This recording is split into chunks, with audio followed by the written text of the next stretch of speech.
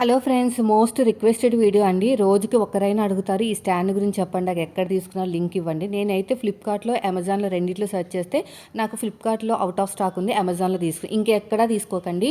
ఎక్కడ తీసుకున్న క్వాలిటీ అయితే ఉంటుందో అది నేను చెప్తున్నాను, అనుభవంతో చెప్తున్నాను. కింద ఐరన్ బేస్ అనమాట, చాలా బరువుగా ఉంటుంది కాబట్టి చాలా స్టాండర్డ్గా నిలబడుతుంది. సో ఇక్కడ క్లిప్ వచ్చేసి నేను బయట కొన్నానండి, ఎందుకంటే వాళ్ళు ఇచ్చింది నా మొబైల్ ప్యాటర్న్ వచ్చేసి నేను నెంబర్స్ పెట్టుకుంటాను అనమాట, దానికి సెట్ అవ్వట్లేదని చెప్పేసి నేను తీసుకున్నాను. వాళ్ళది ఇచ్చిన దాన్ని కూడా సెట్ అయిపోతుంది.